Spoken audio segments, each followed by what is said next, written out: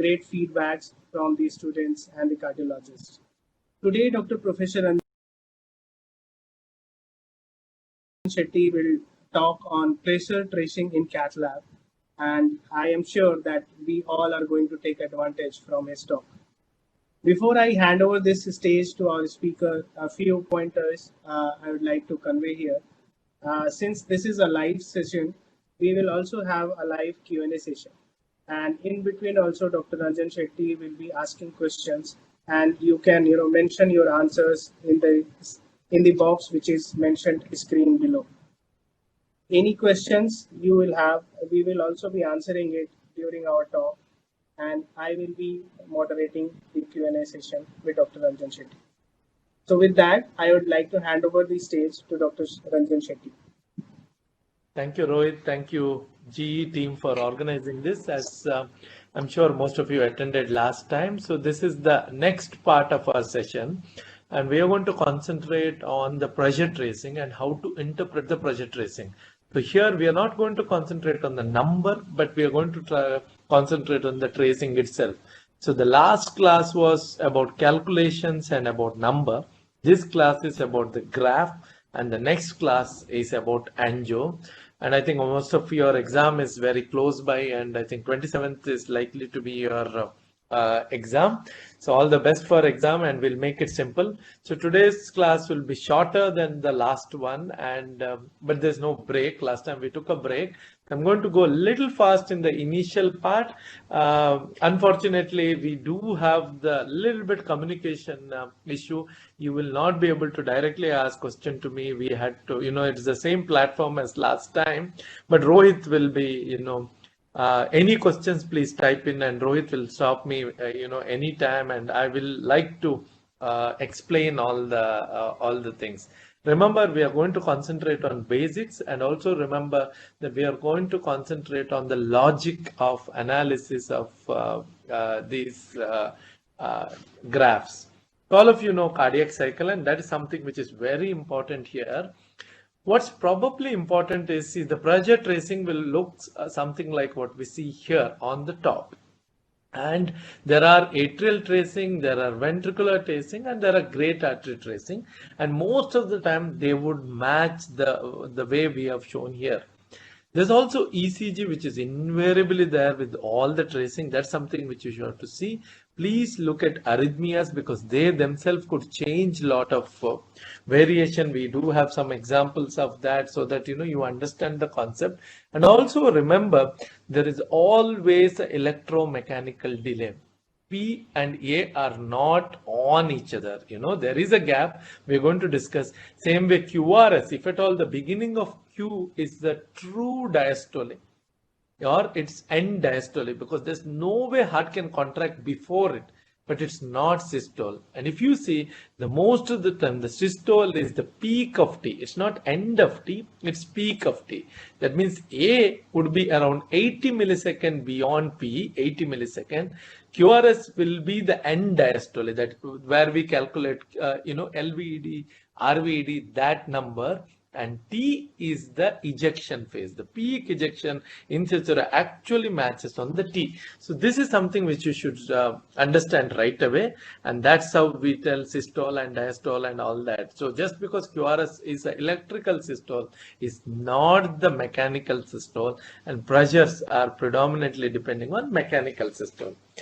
We need to discuss about catheters. Obviously, next class, when I show you some images, the catheters will be part of it. But we need to know when to use an end hole catheter and when to use a side hole catheter. Are there any exception to rule, and how exactly to do things? And as I told you, nowadays cath is not done to the extent which we want it to be done. Most centers are predominantly coronary, even pediatric centers. Cath is done in a very limited form and limited way. But you need to know catheters, because as I keep telling you, there are some things which are considered basic, and you need to know them. In medicine and in cardiology, the rule is, knowing and unknowing is just a thin line, because people, if you have entered cardio, if you entered medicine, you're already good at it. Your baseline is already way higher that of general public, so you're good at it. But what is important here is to know, sometimes that small things makes a difference, and that's considered in an exam when you're in stress, that's considered a very big thing, like missing apex or not realizing which catheter to use for what, they're considered extremely basic. So please concentrate, even if you know it, make sure you're very confident. Because truly in exam, it's believed that you would answer 10% of what you know. And that's why you need to know a lot, because otherwise the 10% is going to be very, very less. So be very confident and answer, try. Now, most of the time, right heart catheter is using a catheter called Schwann-Ganz. It comes in different sizes. You have a pediatric, you have adult, you have small, you have big. Typically, it is 3 lumen. Rarely, it even has 4 lumen where you can check cardiac output. But what's important is it's an end hole catheter, not a side hole, and it is balloon tipped. One question which is asked to you in exam is what amount of what do you inject to Schwann-Ganz, and what is the amount? And it's your, the answer given are helium, carbon dioxide, air, and nitrogen. And people do make mistake in that. It's air, which is 1 to 2 ml. Typically, it is 1 ml. I'll also explain how to take the wedging. You need to have all the information when you're doing cath, and that's something which we need to this. So what is the approach? 0 has to be the most error, because the errors in numbers get magnified. So it's very important to establish a 0, and you need to keep it every time. If your procedure is going to be more than 5 minutes, make sure you 0 again, because this is the most common error. Transducer, as we discussed in the last class, should be at the mid, thorax level. So you have to make sure it is fine. Patient should not be in 40 degree, 45 degree. They should be horizontal. Scale is one more thing. Typically right-sided, if it's not high pressure, the scale is 40. That means the whole thing, that 10 or 20 marking will represent 40. Typically there are 20 marking. Nowadays we may not give you graph paper with all the measurement, because the measurements are also electronic. But believe me, there was a time you had to take a printout in a graph paper, which is typically like a ECG paper, and measure it yourself. Okay. And typically on arterial side, that's the left side, it is 200. Remember, there are 20 cuts. Hemodynamic, you need to respect these values and make sure things are fine. And the waveform, carefully see. And I'm just re-emphasizing here, always interpret with ECG. If you don't do that, you will not be right. So right atrium, you need to pick up all the waves and mean. Right ventricle, beware of the phasic changes. There is inspiratory, there is expiratory. Typically inspiration, the pressure comes down. You are supposed to measure almost, because this movement on right side could be huge. Remember, the ideal time to measure your pressure, otherwise the variation is too much, is actually end of expiration, not end of inspiration. End expiration is where you measure all the values. PA pressure, again, you need to know systolic, diastolic, and mean. And most, I am sure all of you know the normal value. This is just to say that 0 is extremely important, and keep zeroing it. Just because you zeroed once doesn't make it right. Keep zeroing it. Do not have air in the system. It will, a small air bubble, because air, air can produce two problems. It can damp the pressure by not transmitting, and sometimes there may be too much movement and producing artifacts. So air is something which can produce. So make sure it has to be always fluid filled, because typically fluid cannot be compressed. Fluid transmits the pressure, whereas air, since it can be compressed and expanded, typically it can dampen the, if you have a large chunk of air, it will dampen, because moment this pushes, it doesn't transmit on the other side. But if it is a small bubble which moves rapidly, then it produces, over extension. Now let's go to right atrial waveform. So today's class also, I'll have a very little theory in the beginning, and then we'll go to example. And examples are, obviously we'll need Roy's help so that you all analyze the interpretation yourself. Again, we're trying to be, it's not a competition, it's more of a, remember, it's more like learning exercise. So if you don't get something, do not feel bad. Remember that if you get the same thing again, you need to get it right. So it's about knowing versus not knowing. So like JVP, A wave is slightly more than P. V in normal atrial contraction. Wherever there is PAH or RV problems, the A becomes much more. There are lots of conditions where V is more. So we are not here to discuss that. Let's see some example later. Remember, typically A wave is around 80 millisecond after the P wave. It could come, if the PR is short, it could come in the beginning of QRS, but otherwise it is 80 millisecond after. So if you look at this, if you just see the waveform like this, it's very difficult to identify if you see the waveform. So you need to correlate with the ECG, and sure A will come here. And where will the V come? V would be, V is systolic, A is diastolic. So V is on peak of T wave. That's where the V comes. It's not QRS, it's peak of T. That's where the arterial waveform comes, and that's where the V of the atrial wave comes. Now, typically when you do this, you realize there is a lot of inspiratory, expiratory variation, and inspiration can even get it to -2. So, but the point, we did discuss that point. So from the slides now till now, two clear messages that there is electromechanical delay, respect that, and measure the pressure at end of expiration. So if I have to measure A and V, I would do it here and not really do it here where there is too much movement, especially if your catheter is moving, there would be too much movement. Now let's look at RV pressure. Normally RV is 20 to 30, EDP is here. What is very important is typically RV looks like an inverted V. That helps because RV, LV, you superimpose on each other. We will come to that. But remember that RV pressure, there are 2-3 key points.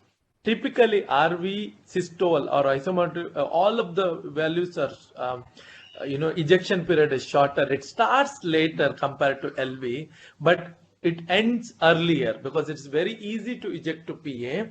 And so typically what you see is the whole RV contraction is smaller than LV. And if you overlap them on each other, you'll see RV inside LV. And RV tracing typically, especially with intact septum or whenever there is RV, is triangular versus LV, which has a broad top. LV is like broad, RV is like a mountain, triangular.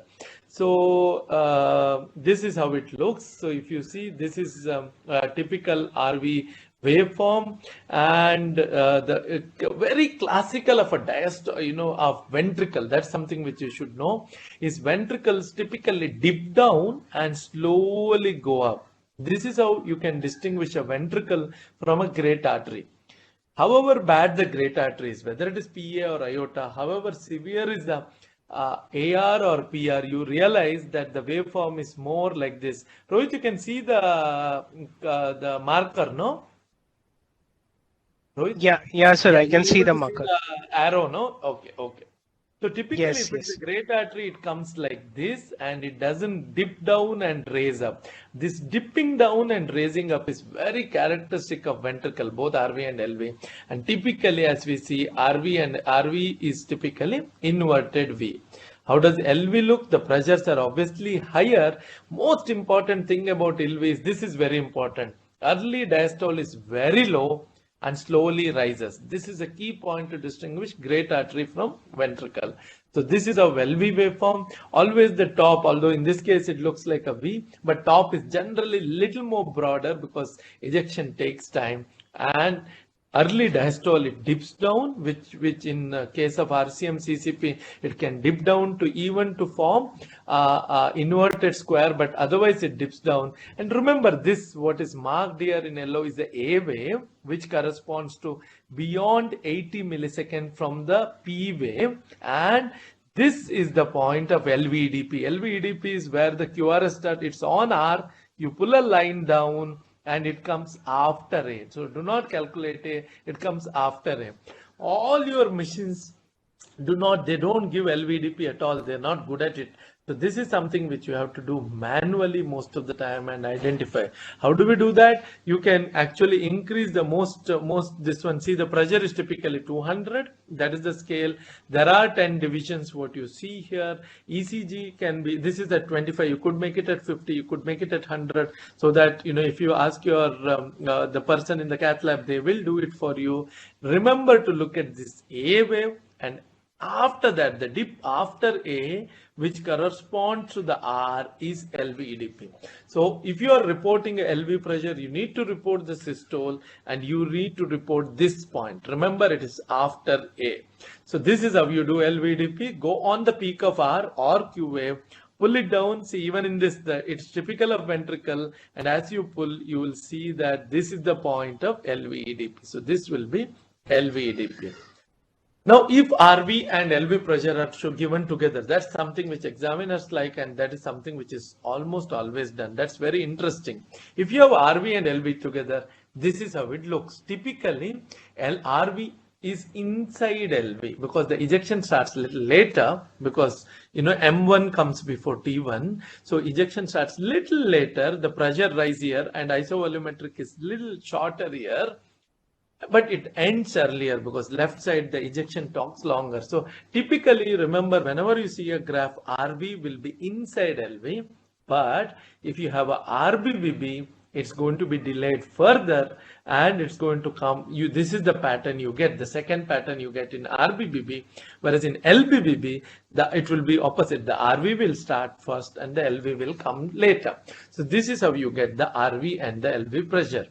Now, should we use side hole or should we use end hole? That's something you should understand straight away. Do not use side hole at all. Side holes for a pressure are not good. They're fantastic for injection. Rather, there's the only way you can do injection, because side holes are very dangerous.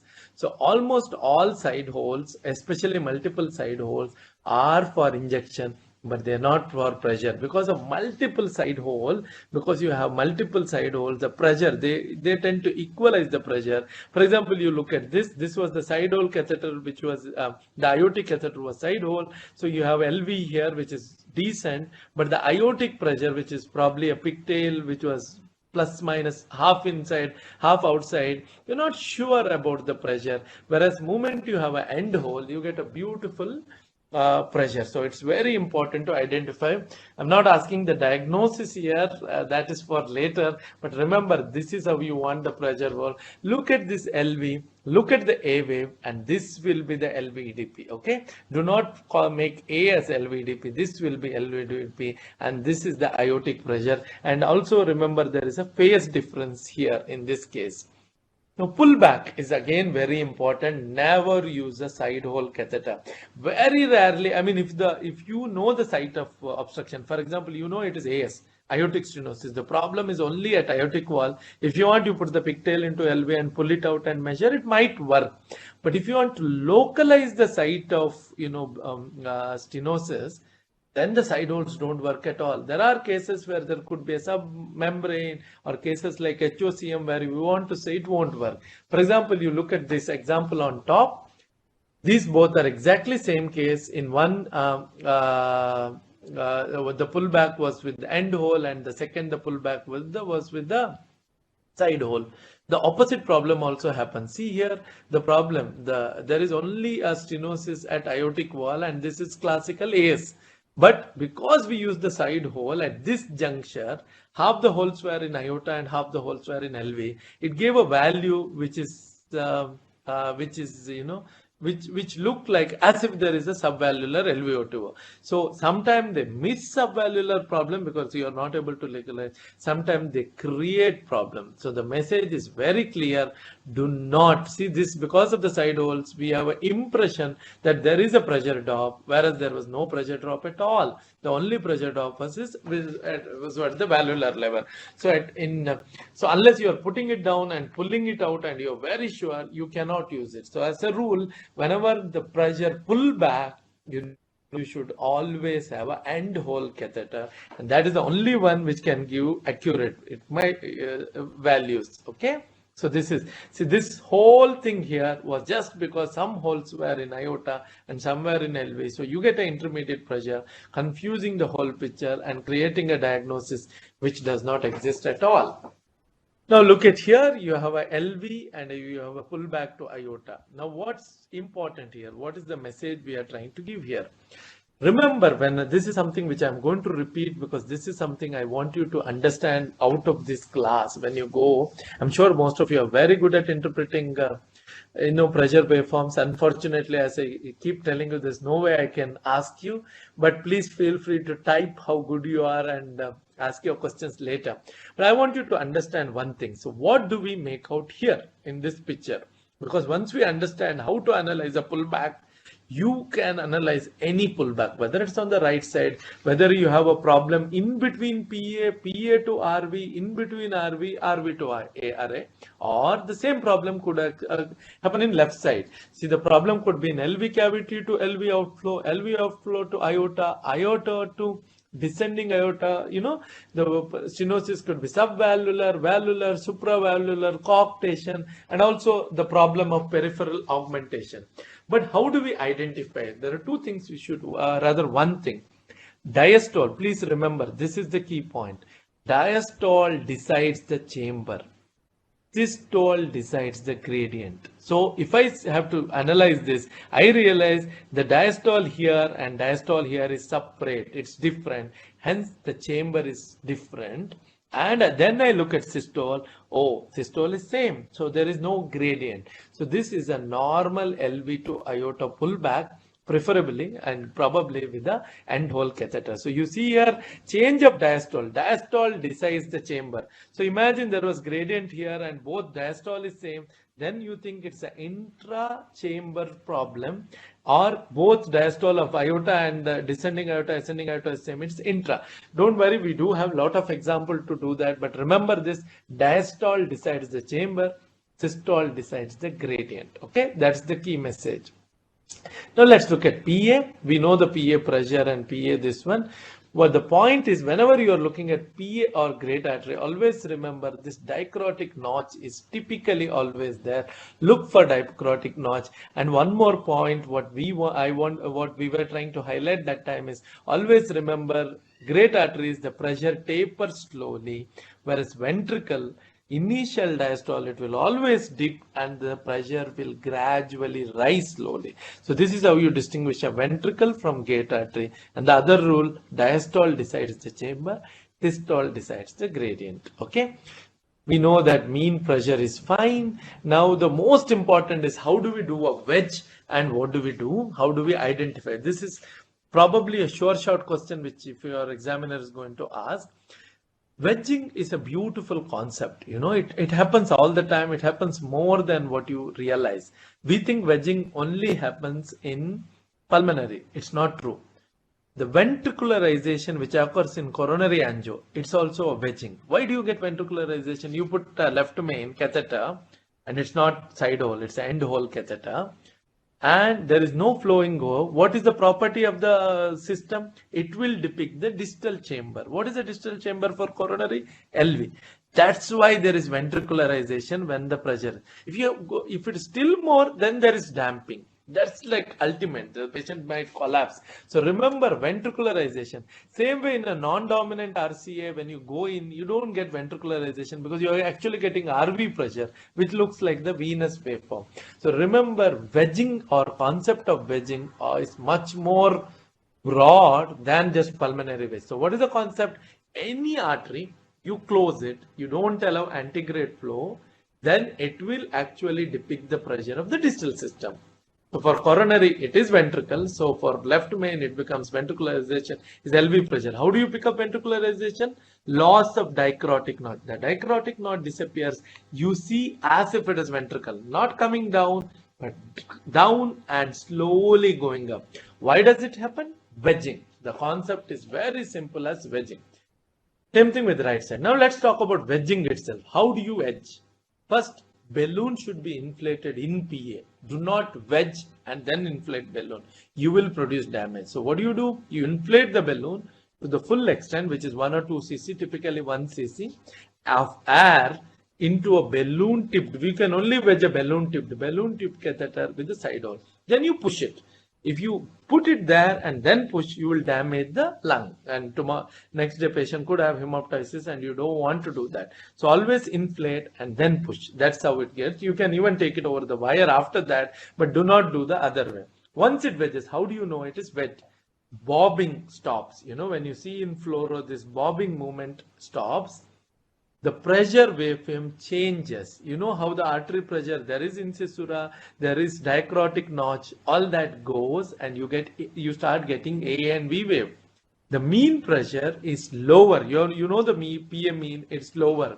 And typically, if you have to remove the oxygen saturation, PA is around 70, 75. Here it's almost 100. Typically it's 100. It will be above 95, but because you're getting that pure blood from the capillaries, it's actually going to be 100 at this point. So what are the points here? The tips is inflate and then push. Points, bobbing stops. That respiratory variation is now only with lung. There is no extra variation. Waveform changes. Mean pressure becomes lower, and if you aspirate, the saturation is higher. That's how you know wedging. Now, is wedge pressure exactly same as why do we wedge? To get the distal chamber. Which is the distal chamber? LA. So you are going to wedge just to get LA pressure, because it's difficult to go to LA. Only way to go to LA was septal puncture.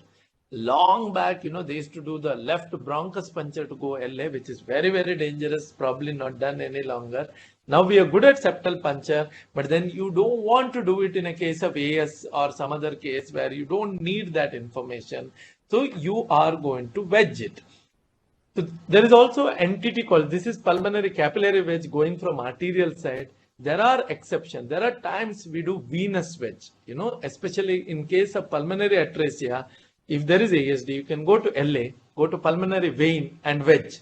If you do that, you will get pulmonary artery pressure because the rule is simple. You wedge, prevent antegrade flow, you see the pressure distally. So pulmonary venous wedge is done in cases of pulmonary atresia where you can't enter artery. You go through LA and wedge the vein to get the PA pressure. That's called venous wedge. Here you get arterial wedge, so the distal chamber is LA, so you're going to get the LA pressure. What is the difference from pure LA? Imagine you get a LA pressure versus what is the difference? C wave is absent here because it doesn't get transmitted till that. V wave typically exceeds A wave because it is LA, it is same. But the key point is we discussed 80 millisecond. From P wave, it is 80 millisecond beyond. Whereas here the delay is 240 milliseconds. So you are actually out of phase. That's what you should remember. It's out of phase. So when you are looking at other pressure, sometimes you will go wrong because you are going to be out of phase. There is a way to correct it. The way to correct is, again, you need to take help of your cath lab personnel, and you need to tell them to adjust the scale. They can adjust the scale. They can adjust this delay so that the graphs come together. If you don't do that, you're going to get a false gradient and it's not going to be correct at all. So LA is always better. If not, it is this. So here, since the P comes 240 milliseconds later, the V comes after T. Otherwise, it's peak of T. In PCWP, it is after T. So this graph shows you LA pressure, which is here. So, and you can make out the waves. See, this would be, and this is the wedge pressure. So same waves will always be delayed. This wave is here, this wave is here, and you don't see a C wave. So can you all identify the waves here? And what would this be?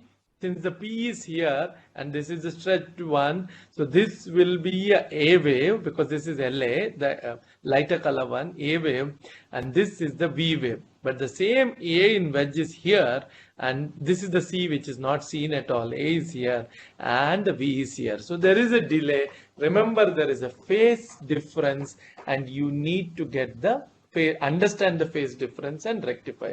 I hope there are no questions. Rohit, if there are any questions, please feel free to, read it out. Okay, yeah, sir. So yeah, sir. Actually, I wanted to interrupt in between. There are one or two questions which are getting repeated here. Yeah. So there is one question from Doctor sir, please explain the pressure recovery. Okay, pressure recovery, yeah? Yeah, pressure recovery, I have a slide on that. Will be coming because I'm on the venous side. The pressure recovery on the arterial side, I have a beautiful slide. What happens with the innominate artery, and there are good graphs to show. I will come to that, yes. It's a good concept, and I have I think 2-3 slides on that. Yeah. Another one is another one is when to use side hole, and actually there are some data which says that side hole should be used.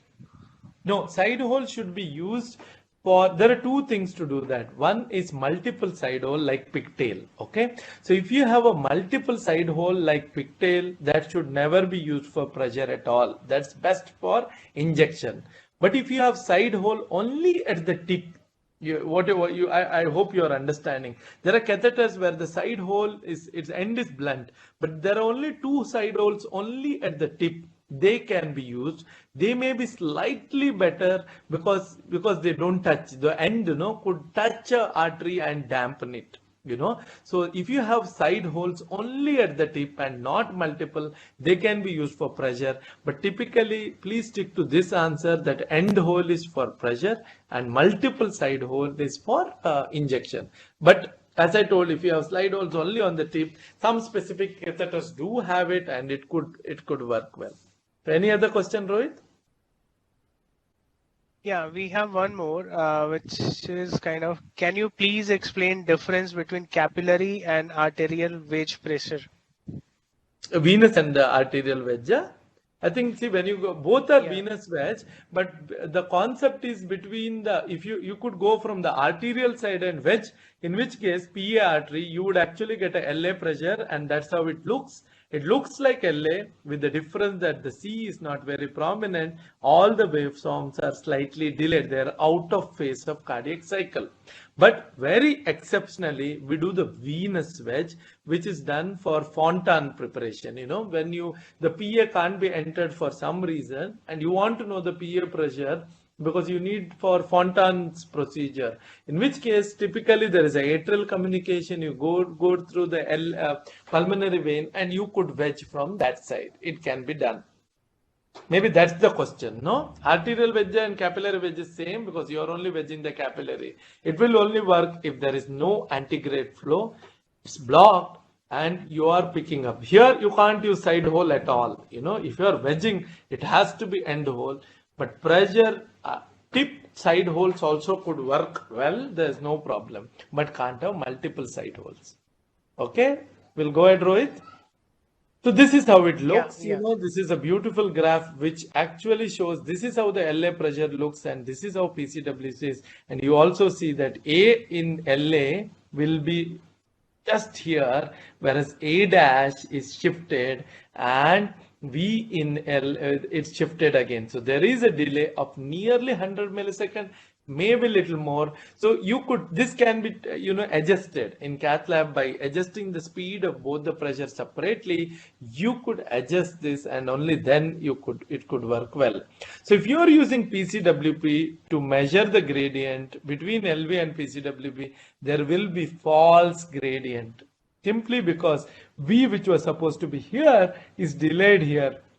A, which is supposed to be here, is delayed. So you tend to get a false gradient. Beware of that. If you are using PCWP, beware that there could be false gradient just because you find something. It's very important to see where the V should fall on the descending limb and the A should fall on the ascending limb. Only then it works fine. If not, the PCWP tracing should actually be shifted left to get the pressure.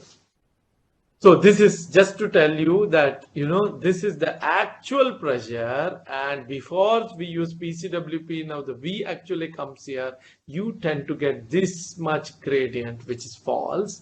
So you need to adjust it to get it right. Now let's look at aortic tracing. All of you are aware of aortic tracing. There is a rapid upstroke with which we discussed in one of the pulse class which I took. There is upstroke, there is downstroke, there is incisura. So you can get all in the proper dicrotic notch is very important. And as I told you, I think 2-3 times earlier, artery always looks like this. Diastole, there is gradual depression, whereas ventricle, it comes down and goes up. Okay. Now again, what happens if you use a femoral artery rather than aorta? That's something which was asked. Pressure recovery. If you go more distally, the reflected waves tend to amplify the distal pressure. which are not there. It's common. You take a femoral puncture, you get a different waveform, and as you go centrally, the pressure is actually systole and diastole both narrow, whereas here it slightly widens. So because of this, as you go more distally, whether it is radial, whether it is brachial, whether it is femoral, there is amplification, and because the pulse has two forms, the percussion and the tidal. Percussion come from central, but tidal actually is a component of diffracted wave. So from this part till anacrotic notch is the percussion. Beyond that is the tidal wave, and then there is dicrotic. So that comes because of the and that gets amplified. That is pressure. So there are two components. There is amplification and there are pressure recovery. We'll come to that in a very short while. Now, how does MS look and what do you do? So without MS, what you need to know that the LA pattern and the ventricular. Look at this is systole, this is diastole. Diastole practically goes, they're just hugging each other, or you could get a minimal gradient like this in diastole. Remember, this is systole, this is diastole. The trough is the diastole, and this is definitely ventricle. So this is how it looks. They are superimposable. There could be mild gradient, but not too much. But moment you have MS, you have this. What is this wave? V wave. What is this wave? A wave. Please remember that. This is T wave, the V is here and A is here. But there is a gradient in diastole between this and this. How do we calculate mean gradient? That's one more important thing. I'm not going to touch upon too much. It's too much of theory. So please go through it. But it's possible in exam they give you something like that and you are supposed to calculate and do it because you have a lot of OSCE this time. So you calculate the pressure in each of them divided by the diastolic filling pressure. You will get the mean gradient. But see here, there is separation of LA pressure from the LV diastole. Look at the LV, look at the A wave bump and look at LV ED. So this point is ED. So this is how you get. Okay. So prominent V wave, like in this case, this is the V wave, this is the A wave.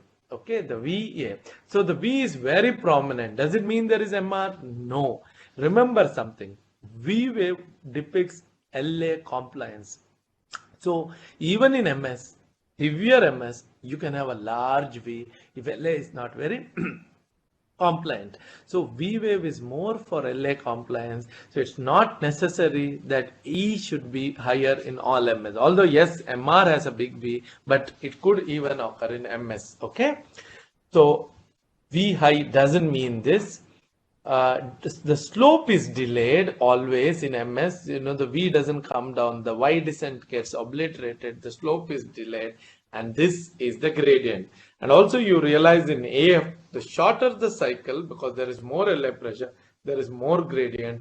Longer cycle, it may not be there at all. See, at the end of it, there is no gradient. This also is the reason why there is pre-systolic accentuation even in AF. Okay. Now this is the case which is pre-BMV where you find a gradient, but once it is in AF. So once the BMV is done, there is hardly any gradient. That's how you distinguish. Now, what happens in this case? This is a very interesting case.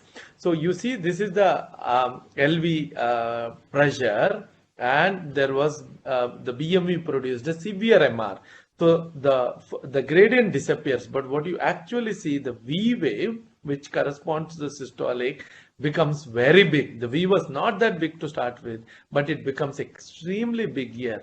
But the key point is not that. The key point which this slide is showing you is, is that the systolic pressure, there is, see, the most common thing what happens when you create a MR in BMV is hypotension, not pulmonary edema, because LA is used to higher pressure. Pulmonary vasculature is already changed. The most common thing what you notice is a big V wave and the systolic BP falls. So just look at this graph, the systolic BP, which is very high, suddenly the BP has fallen. Okay, along with that, the V has gone up. This is a sure short sign that you have produced a major MR post BMV, and this is how you do. Okay, remember the BP falling and the V wave rising, both are important.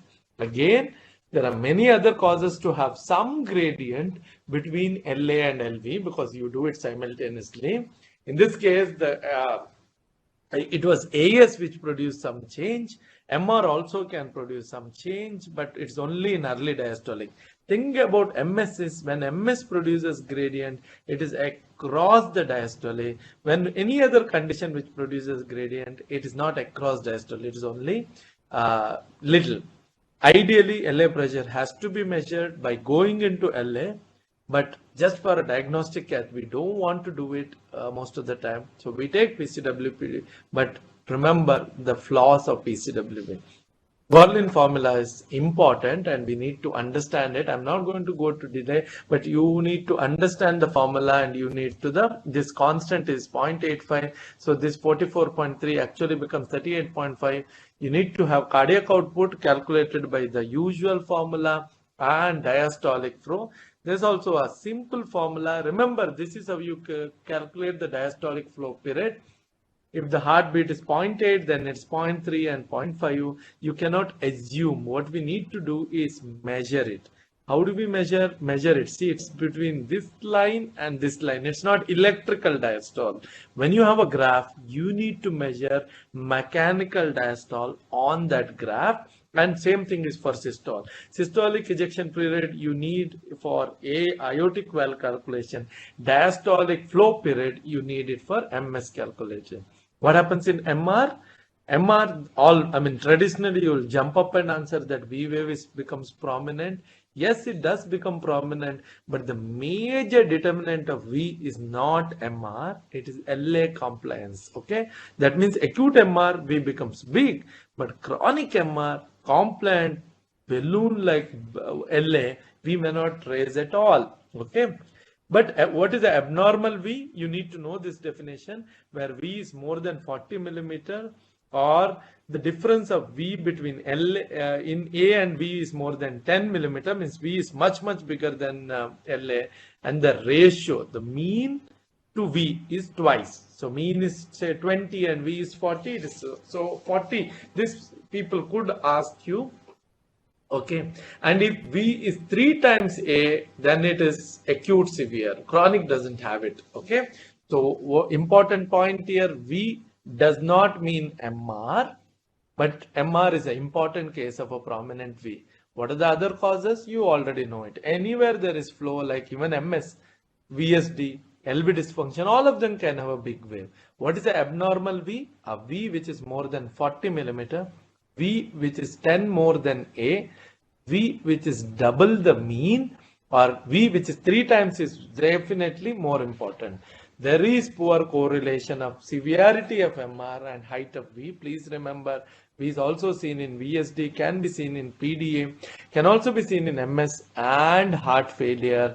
Tachycardia also results. So for example, this case, I'm sure now you know to pick up V and A and diastole and ventricular waveform, but the reason for a big V in this case was actually heart failure and not MR. Okay, it's not just one cause.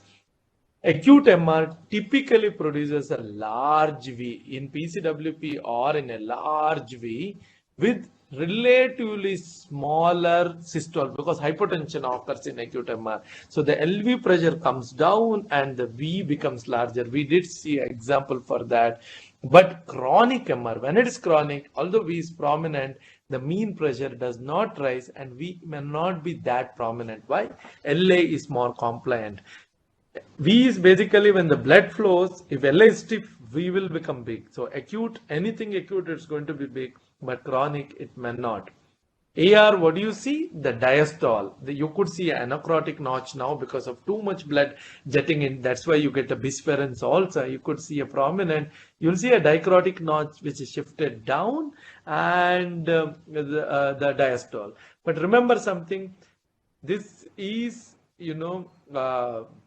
what happens when you go peripherally? I think this is one of the question. This was the central pulse, but if you go peripherally, the systole starts getting augmented because of reflected wave. This is one of the reason why you get Hill sign, because the peripheral augmentation gets amplified. One of the reason, not the only reason, because truly Hill sign is a false sign, not a true sign, but this is one of the reason why it gets amplified. So peripheral, because of reflected wave, it gets amplified. Aorta and LV, what happens to aorta and LV? This is the aortic pressure. As we realize, ventricular pressure peak dip and the ED starts rising. And in aorta, the diastolic BP is lower. Typically, they could even match each other, especially with the onset of LV dysfunction. If you're asked how much is the ED here, the biggest mistake here is there is no ECG. You need to have ECG. This is 100, so each of them will be 20. So ED is typically around 40 here, and the diastolic BP is around 50. They're matching here. So this will be the ED. So ED could rise in acute AR. ED could also like with chronic AR and LV dysfunction. Okay, that is where they match. Effect of heart rate. This is something which we talk about it. Why should bradycardia produce more angina, more problem? Just see this example.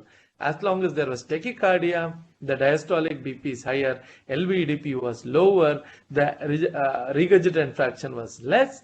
But if you go with the bradycardia, the same thing with the prolonged diastole, it becomes. This is, I'm sure all of you know the theory, but practically you can see it if you are doing a cath. Now, acute AR is the worst. The LV-EDP rises markedly. One of the very characteristic of acute AR is actually LV-EDP even rises more than PCWP. Now, can somebody answer? I know it's going to be very boring if I just talk. Can somebody answer how can LV-EDP be ever above PCWP? Blood has to flow forward, but one of the characteristics of acute AR is actually LV-EDP higher than PCWP. So, Rohit, can somebody answer that? Remember, we are almost at the end of theory. Soon we are going to have examples, but can somebody answer how can a LV-EDP be higher than PCWP in acute AR? What is the reason? What is the mechanism?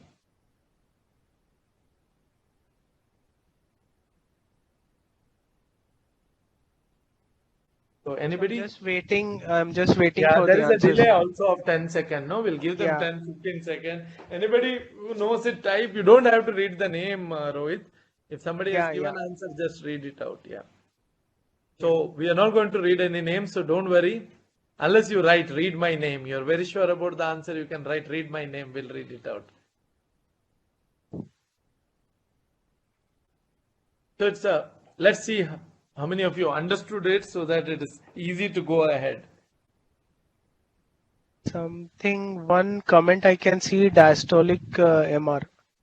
Yeah, that's a diastolic MR, but we should go one step behind and show pre-closure of mitral valve. Okay, you are right, diastolic MR also indicates high LV-EDP, but because the mitral valve pre-closes, that LV-EDP is actually not transmitted into LA and hence not PCWP. So that's why in acute MR, because of the pre-closure, early closure, there's no S4 in acute AR. Why? Because the mitral valve closes. You could have diastolic MR. There's only one reason for diastolic MR, that is high LV-EDP. But if there is MR, the pressure gets transmitted to PCWP. But imagine there is no MR, it closes. That's why the PCWP will be higher.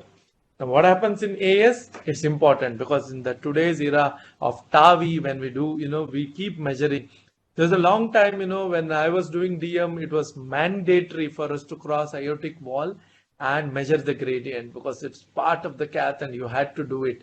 But over the period, almost all aortic wall went to surgeons. So people would just do angio and come off because there was also a slight risk of stroke because when you treat pricking. But now with TAVI, everybody wants to cross and everybody wants to measure. So you need to know it well. So what would be the best way to measure LA pressure in this case will be you could do many ways, but most common will be retrograde. It's always possible to enter LV. Remember that. It's not that you can't enter LV. It's very simple. I recommend that you do in most of your cases. And then what do? We measure the pressure. So you will have a LV pressure, you will have a aortic pressure. Now, 2-3 issues and 2-3 numbers come to mind. One, echo. Echo always gives a pressure gradient. Echo would have given 80 and you go in, you get only 30. So you're worried, is echo correct or is cath correct? This is one question which will be asked to you. Remember, both are correct. It's not that echo is wrong and cath is wrong. They are not. Both are correct. Both numbers are correct. But where is the mistake? mistake is they are looking at different things.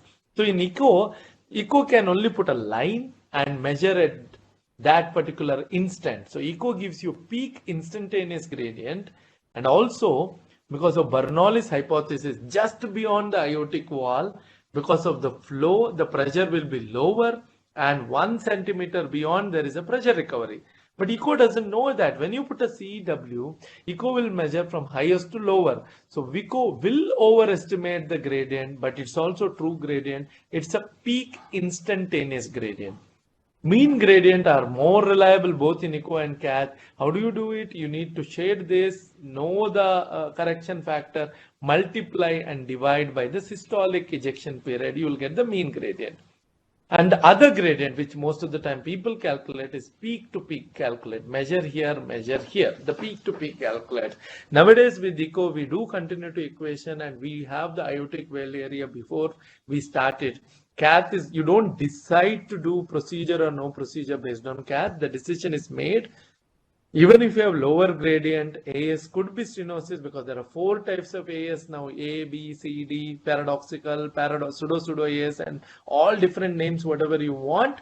But remember, both echo picks up peak instantaneous, cath typically picks up peak to peak. Look at the mean gradient and you find out. Peak instantaneous is the highest value you can get, and echo does that. Okay. But in HCM, the problem is, see here, in AS, there is always a delay and there is a phase lag. The aortic pressure is different. But HCM, this is one more point you have to learn. HCM, it comes early. In HCM, see, in AS, there is always, this is femoral artery, and invariably the femoral artery delay is much, much more, because there is a lag also. Whereas when you are dealing with HCM, what happens, this is realigning the paper. So if you want to measure this, if you realign the paper by adjusting the speed of the, by pulling it this side, like we explained for PCWP, you could measure. But in HCM, there is no delayed peak. So peak instantaneous and peak to peak could be same. Okay. So without realignment, LV and FA overestimates the gradient, and aligned LV and FA underestimates because of pressure recovery. So there are 2 problems here. So better to have aortic, 1 catheter in aorta. Now with more radial intervention, you could have 1 radial axis and aorta and 1 femoral artery. So it's very important. Also remember that there is a delay. The peak of aortic gets delayed, and that complicates most of the calculation. Now LV to aorta pullback. There are issues even in pullback. You look at this first recording, the problem is lots of ectopic actually makes this value very unpredictable. You may have to measure this and this. Whereas here, because of lot of respiratory variation here, if you have a marked respiratory variation and you take the pressure, again, you're not going to get right. So wait for a steady state. If there are ectopics, wait for some time, try to relieve the catheter and measure it properly. And yeah, this is the example of severe aortic stenosis, where you definitely see the gradient between aorta, LV and aorta, and post balloon atrial septotomy, or in today's era, post TAVI, the gradient could disappear. But what should you see? The systolic gradient disappearing is welcome and you want it, but you should look at the diastole. Why are you looking at diastole? For AR. This is something which you will see both in TAVI and BAV. So if at all, if you see this, a good gradient initially, which is gone, but the diastolic BP coming down and the diastolic separation low, then you are worried you have produced AR, and this is acute AR, and a concentric LV may not tolerate it. Okay. There are alternative to GORLIN formula. Remember this name by Hackey, and it's very simple. Then cardiac output divided by pressure gradient. That's all you. If you know the mean pressure gradient, the formula will be very easy.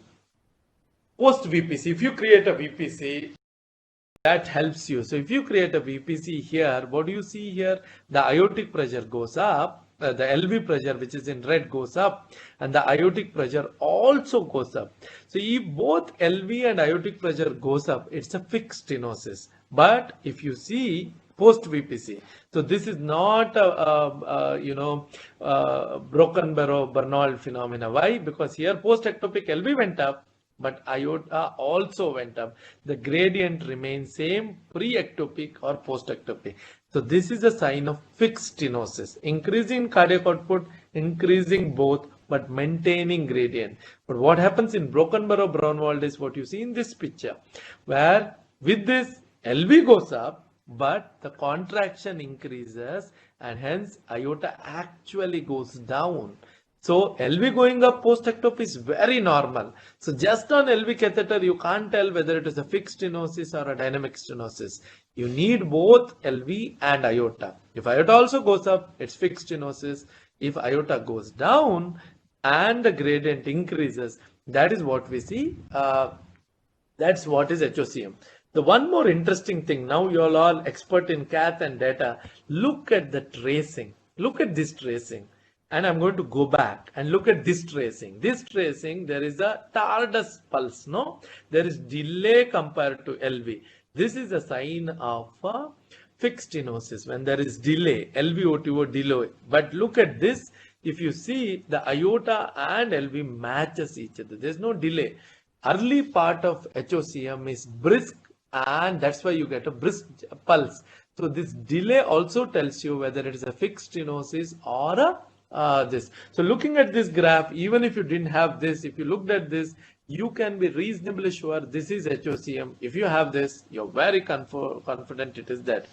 Now let's see this again, the same thing. Look at the first chart, which shows that LV and iota, there is LV and there is iota, there is significant gradient, but there is a peak is delayed. You look at this, you can actually see the bisference pulse with the percussion wave and the tidal wave and the incisura or dichrotic notch here, but see there is no delay at all here.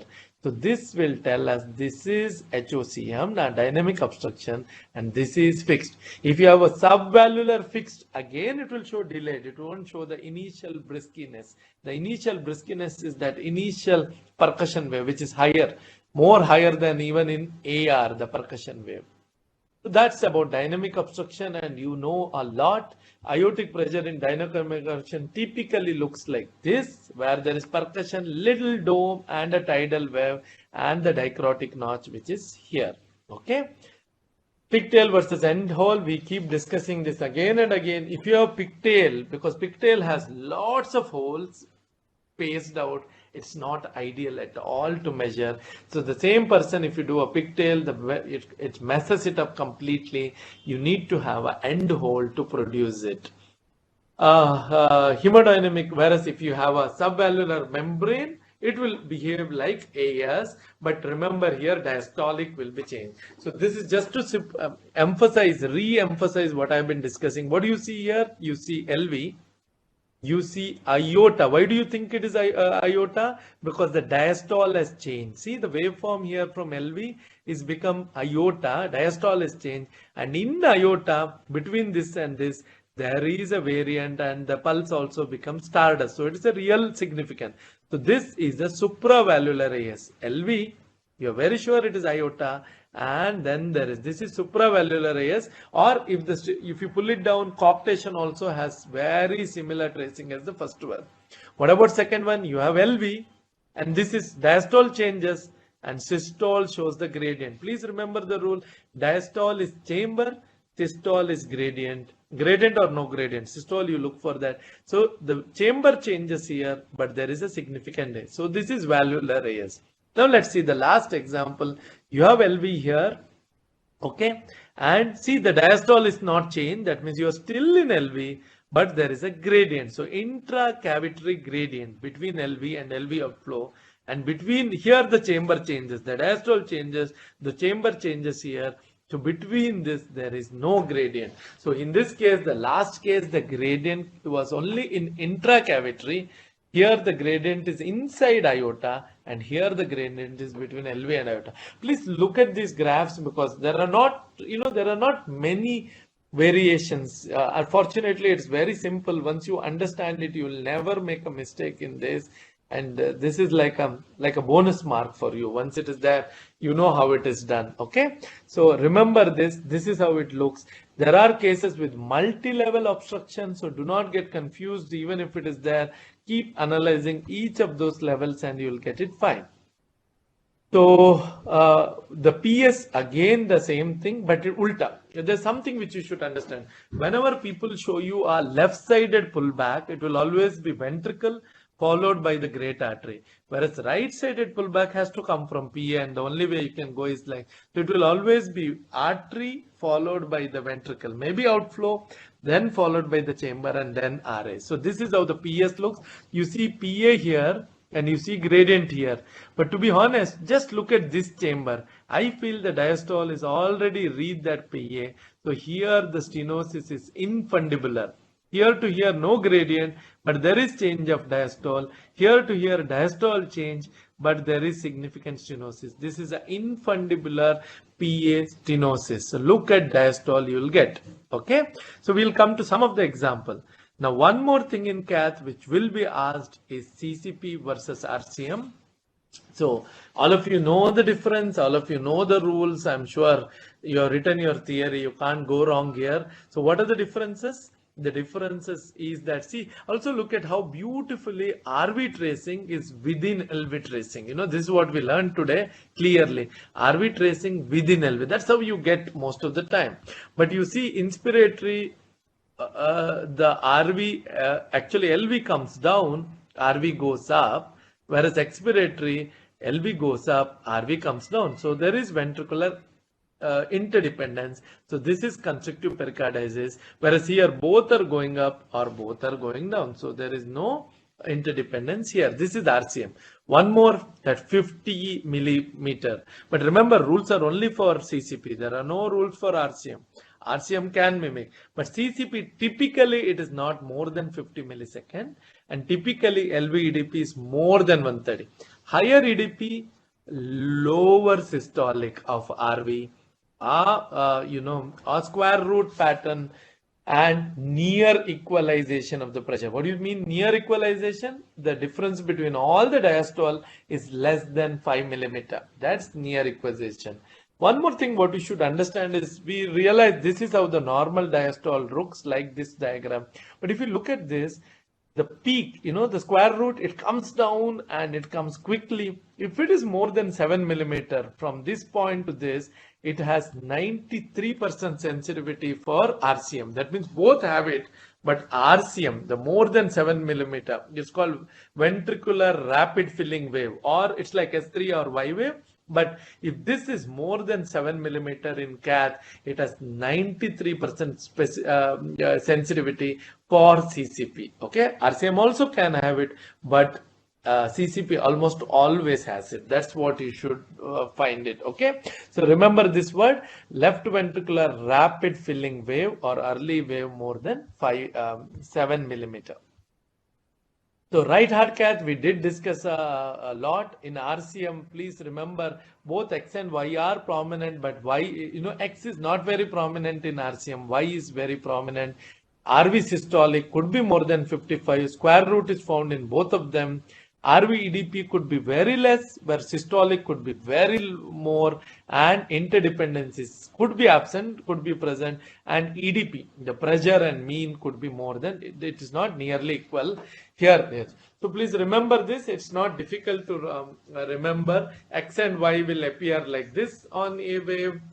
Ventricular interdependence, we already discussed that. Square root sign with that more than 7 millimeter. And more RV EDP, less RV systolic. Okay, this index you should know, systolic area index, probably one of the most sensitive and specific done. So this is how you do the systolic area index. So it is RV area by LV area in inspiration, the way it is shown, divided by RV area by LV area in exhalation, expiration. Okay, inspiration RV LV, expiration RV LV, and the cutoff of 1.1 is very, very specific. Please do it in some of the case and you remember. With this, the theory is over. I hope it was worth it. So let me come to some example. It is already 8 o'clock, so we have finished almost 1 hour of discussion. So let's wrap it up in half an hour more. There are 10 to 15 this one. I think at this point I should thank Dr. Rocky for making this beautiful presentation and finding out all the examples for you. So let me put the first example, and now I think Rohit, you have to be fully alert now. People are going to answer and you tell me. Okay? So yeah, sure. Yeah, first one. Okay. Any doubts, please feel free to type. I'm going to show the first tracing. Yes. Now this is going to be interesting and it's going to be easy. The question is, what is the diagnosis? And we have put a clinical this one. So your time starts now. So remember, the femoral tracing was shifted leftward here. Okay. If you don't shift it leftward, you would have had lag. Before it's shifted leftward, it looks beautiful. Okay, end hole JR was used like we wanted, and the pullback was done from LV to iota, and this is what you find. So what's the diagnosis? One was from femoral vein, a femoral artery. Second was the end hole catheter, and they are pulling back the end hole catheter. What's the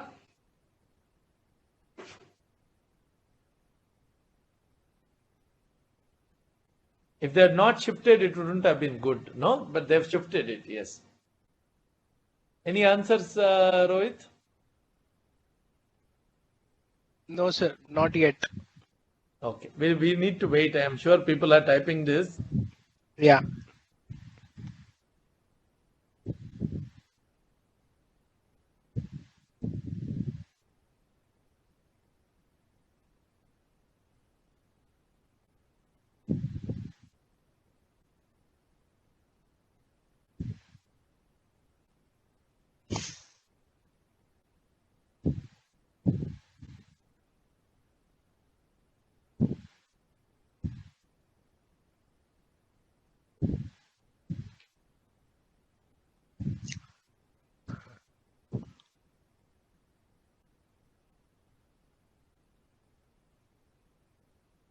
So there are some common answers like Yes, HOCM. yes.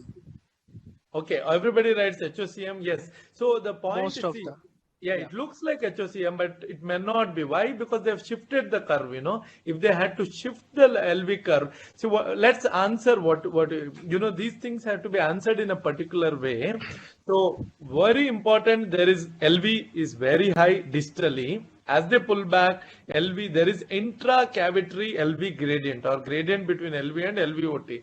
Now this could be both because of HOCM or because of fixed stenosis. Okay, we don't have ectopic to prove that it is HOCM, and unfortunately the tracing has been shifted. If the tracing was not shifted and you could see the typical delay, then it is very likely that it would have been HOCM. It could still be HOCM, but you can't be very dogmatic. So always pick it up as intracavitary LV stenosis. I would like to look for dynamic or fixed stenosis, and that is why HOCM. Okay, it could be HOCM, but don't start. Best is to stop that subaortic stenosis or intracavitary LV stenosis, likely HOCM. Okay, the pullback shows no gradient between LV and iota. I mean, it looks the same. We don't see the pullback into iota. Arterial pressure is bifid, which is very suggestive, but because of the shifting of this, I'm not able to look at the TARDIS part of it. If we had the GRAW data, we would have been almost sure, but that's what it is. Now this is, I hope that is answered, and we are going to the next question. Question number 2, simultaneous LV and PA wedge catheter. To identify the wave, does this patient have mitral stenosis and how severe is it?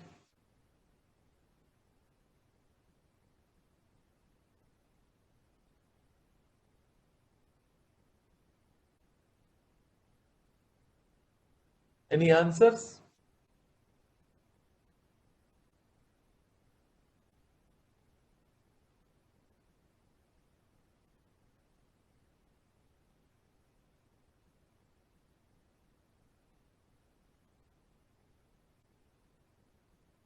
Let me just clarify. We are talking about this area, okay? Concentrate on this area and tell me the answer. These two beats.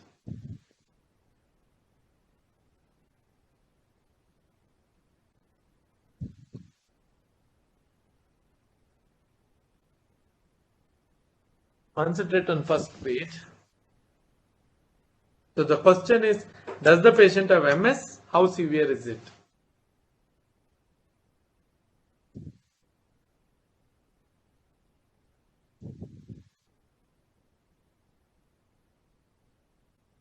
I think we got some answers, no? I could hear a sound, Rohit.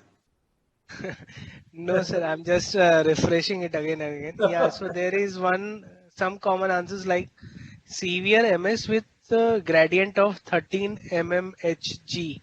Okay. Okay. So, should we wait for one more minute? I think others are also answering. That will be better, sir. Yeah. You may have to refresh again. Yeah, I'm just.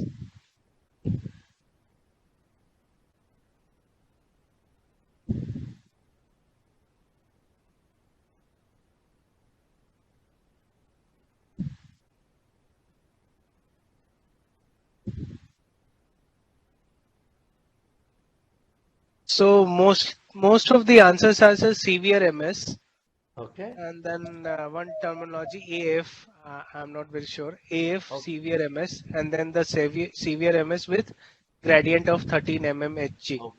Okay. The point we are trying to make is this is what we discussed. I mean, I'm not telling they're wrong, but first two, just look at this first two waveform. This is not a PCWP. First two, forget the rest of the waveform. The first two waveform is not PCWP. Why? You see a dichrotic notch and you see a arterial tracing. So this is actually PA. First two tracing. After that, there is some suggestion of phase shift. But if I have to interpret this, I wouldn't interpret this at all. I would say that I am not sure because the first two tracings are actually of PA. Okay, it's not at wedge here, and that's why be very careful when you interpret. Identify. What is very sure is LV. LV is good. There's no problem with LV. But the arterial, this is, see this this matches here. This is not V, but arterial tracing here, and here also it is arterial tracing. So if you're concentrating on first two, it is actually PA tracing, and so decline in diastole like PA, slow, peaks during T wave, dichrotic notch. So we need to ensure a proper PCWP and then shift it to get the gradient. Do not be in hurry to identify PCWP. Now to correct it, the catheter was properly wedged in this question. Okay, the first one was not wedged properly, so it was wrong. Now you can now the question is MS is there. How severe is the MS? Okay, and the question is there? I hope everybody followed. I'm going to go back. Question number 2 and 3 are continuation. Question number 2 actually is not wedged properly, so do not interpret. This is PA.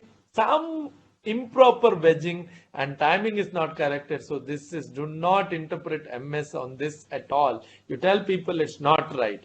But when you come to this, now the same catheter was wedged and the following tracing. Now the question is, MS is there. We all agree. How severe is MS? Is there associated MR? That's the question which we need to answer. So what they have done, they've wedged it and also adjusted it. They have adjusted it already. Because they've adjusted it, you're getting a beautiful picture with beautiful waveform. You could answer it.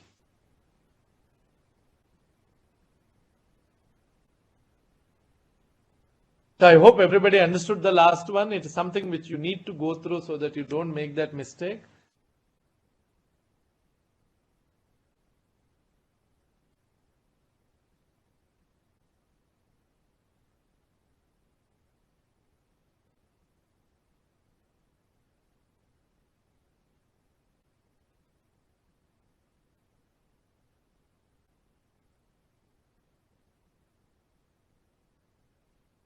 Is it done, Rohit?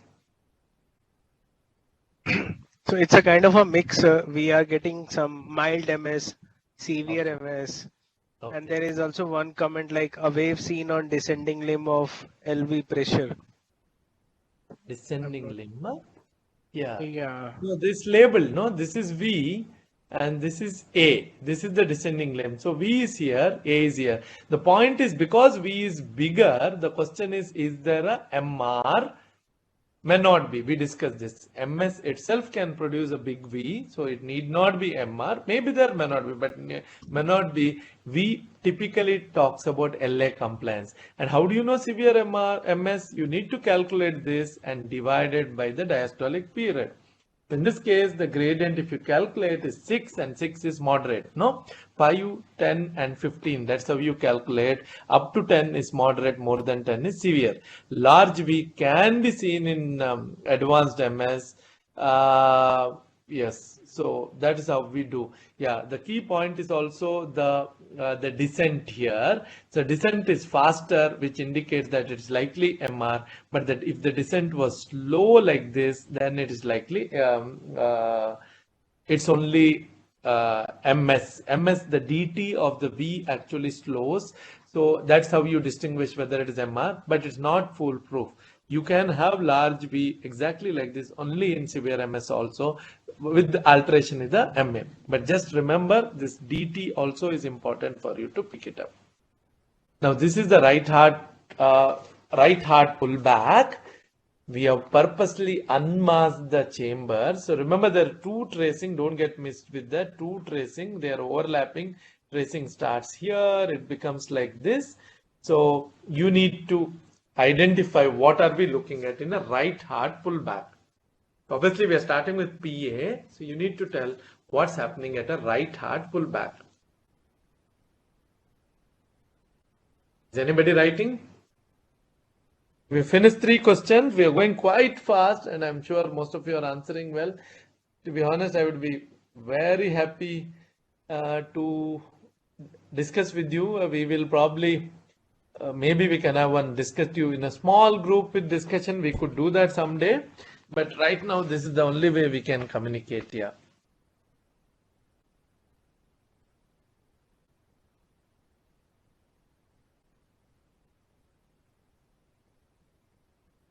Any answers, Rohit?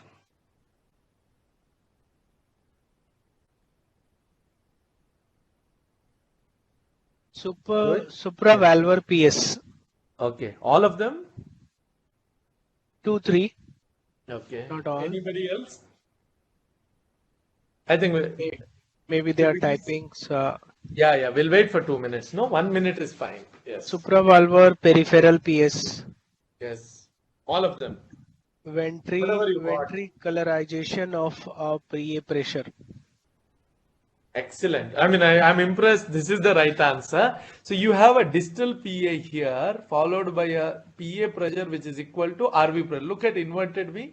PA pressure equal to RV pressure. But then it's still PA because the diastole, there is a slow descent of diastole, unlike this. So chamber has not changed here. So the diastole is not matching. It's still PA, but the PA pressure is extremely high and probably no gradient between this. So this is likely to be a branch PS stenosis or supravalvular PS. So from that to this point, there is it's right, and there is ventricularization, but it's not ventricle. Well, for it to be ventricle, the point is initial diastolic steep descent, whereas here you have a slow descent. So you're still in PA, and there is a gradient between this and that. I'm very impressed. This is what we marked. It was distal RPA and proximal RPA. It was marked so that you make the answers, but I'm happy that most of you actually got it right. So let's go to any other question people are asking? No, Rohit. I'll go to the next one. There were some questions, sir, during your presentation. Okay. So maybe if you want, first we can finish this and then take up the questions. Okay. Yeah. Yes. So this is what is the diagnosis on this with LV and brachial artery pressure tracing? And what is the explanation for change in left brachial artery pressure change?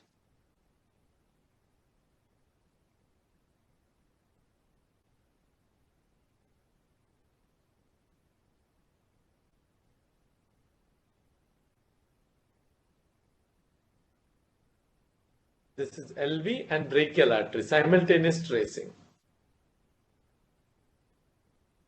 Please don't worry about individual questions, understand the concept, that's more important.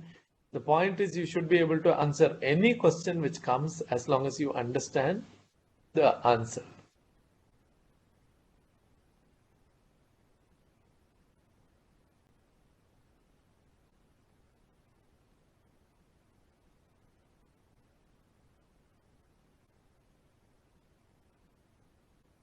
So there were one question which I just wanted to highlight. Actually, Okay. some of the people are asking to explain again the last question Which you one? answered. This one The or the last previous? question, no, before that.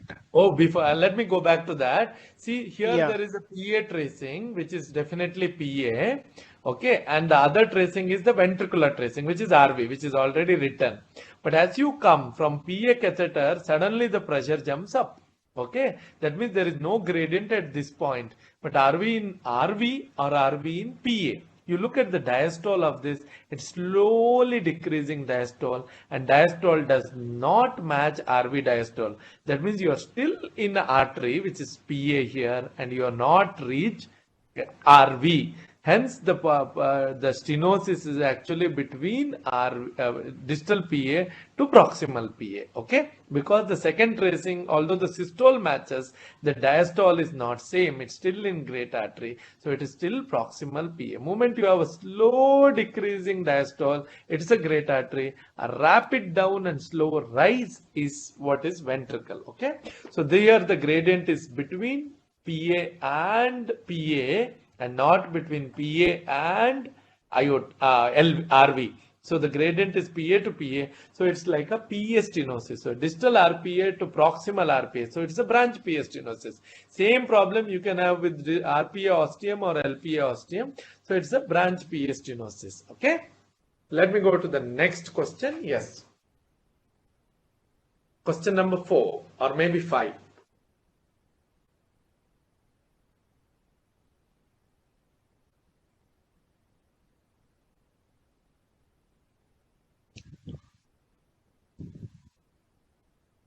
Any answers, Rohit? Yeah, so it's like reverted increased blood pressure, HOCM. Anything else? No, why the whole question is, see, the gradient is so high here and gradient here doesn't look that high at all. So why is that that is the explanation which is being asked here. Yeah. One answer is like absence of a wave initially and then a wave is present. So arterial contribution increased the pressure. Yeah, atrial contribution, no? Yeah. Is it arterial or atrial? It's atrial, sorry. Atrial. So whoever has answered that is done the fantastic job, because the key is to look at ECG.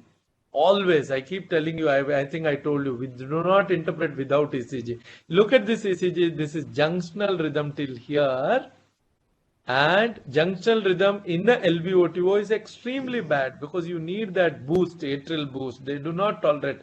So the gradient is very high as long as, see the retrograde P here. So this much was a junctional rhythm, and here it becomes a sinus rhythm. As soon as it becomes sinus rhythm, the pressure becomes, the gradient actually becomes lesser. Okay, but there is probably a second part to this question. What is that is here. So it is HOCM, but change into sinus. Why is it HOCM? Because of rapid initial jerk which is present throughout. If it was really AS, it would have been different. What is very important here is once it returned to sinus rhythm, LV becomes, one, there is a atrial boost which increase the aortic pressure. Second, LV becomes more full, and full LV, the gradient in HOCM decreases, because that is exactly opposite. Even in AS you will find these changes, but then the peak of the rise in that's one more point I'm sure which is important and you need to highlight. You need to look at aortic pressure. Aortic pressure slow rising is organic, rapid rising is HOCM. But in this slide, the key point is to look at the rhythm and identify it was junctional, became atrial. That itself was enough. Imagine how symptomatic this patient would be here versus how symptomatic, how well he'll be here. So please remember, AF and arrhythmias are not tolerated in HOCM.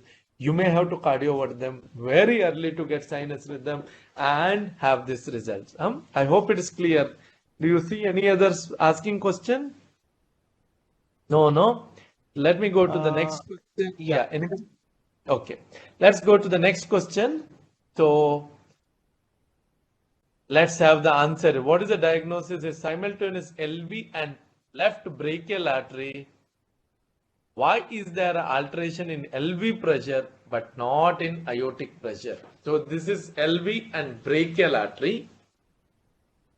But you do see that LV pressure is here. There is alteration. Whereas if you see the aortic pressure looks almost the same. Okay. What's the diagnosis and what is the explanation? Again, I don't want anybody to panic. Please remember, this is a little more different from, Rocky can tell you, we did have a set of common slides, which I'm sure all of you had seen. So Rocky thought he should get something different for you all. So if you have queries, write to him. If you're not happy with the slides, it's not my fault.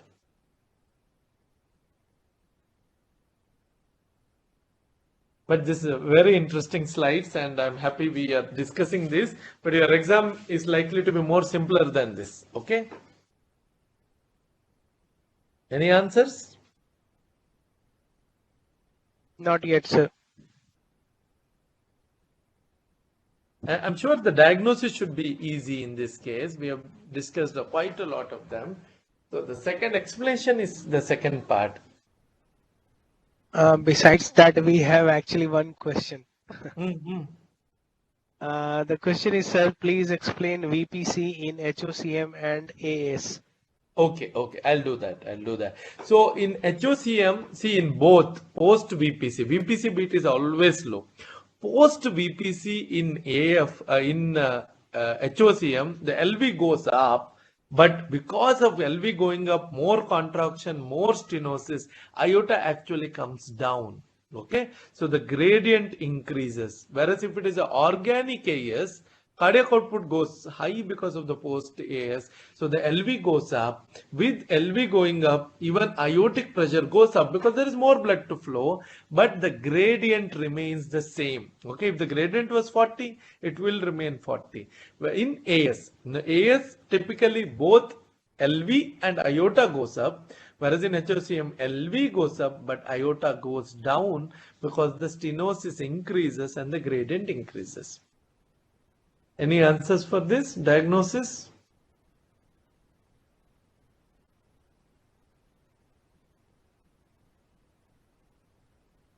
Severe LV dysfunction. Then we have post-ectopic HOCM. Okay, what you see is there is LV gradient. No, there is no doubt about it. This is LV, this is aorta. So there's a huge LVOTO, and looking at the waveform, the LVOTO looks more like HOCM. I think that much is very clear. No, there's no delay, there's no tardus. It is early. There is a phase shift because it is brachial. It's coming later. But imagine you adjust the phase shift. It is almost LV and aorta is coming at the same time. So it is likely HOCM. You have that spike and dome pattern, which is very characteristic of HOCM. So there is gradient. What is the next question? LV is changing, but aorta is not changing. That's because although the LV is changing, more contraction, there will be more gradient. Less contraction, there is less gradient. So it's somehow balancing out in this case because HOCM it is dynamic. So whichever beat is stronger, there was more gradient. But that's the same beat where the aorta is still low. The weaker ones, there is less LV pressure and there is less gradient. It's very atypical. That's because it's dynamic nature of left ventricular outflow in idiopathic HOCM. More forceful the contraction results in more obstruction, but arterial pressure in this case has remained same. So somehow the contraction is balanced with obstruction maintaining the same. This was probably triggered by ectopic which occurred way early, but you don't see that ectopic in the ECG given. But two things you should know. This is LV, there is obstruction and likely HOCM. Reason why this is same is because the contraction, more the stronger beat would have more pressure but more obstruction, less stronger beats, less pressure, less obstruction. Hence, aortic pressure remains almost the same. Okay, so that is the reason. I hope I am clear, but remember, at least pick up HOCM in this case. Okay, this is an interesting slide. What's the level of obstruction? Okay, and see, it starts from left. We have labeled it, so it should be easy. LV outflow, supravalvular, ascending aorta. We also have innominate artery here, and you need to give some explanation for the whole thing. What you say, it's a true picture. ECG is normal, so there's no arrhythmia, so don't think about that, but give me the answer.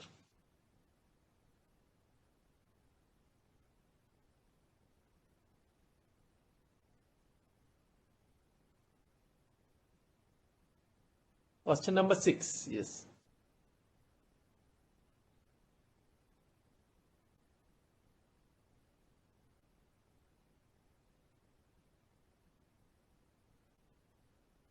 You are refreshing again.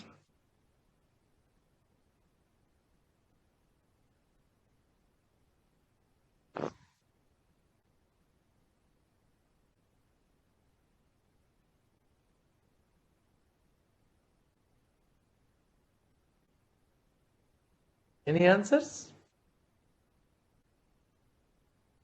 AS with PDA. Okay. Anything else?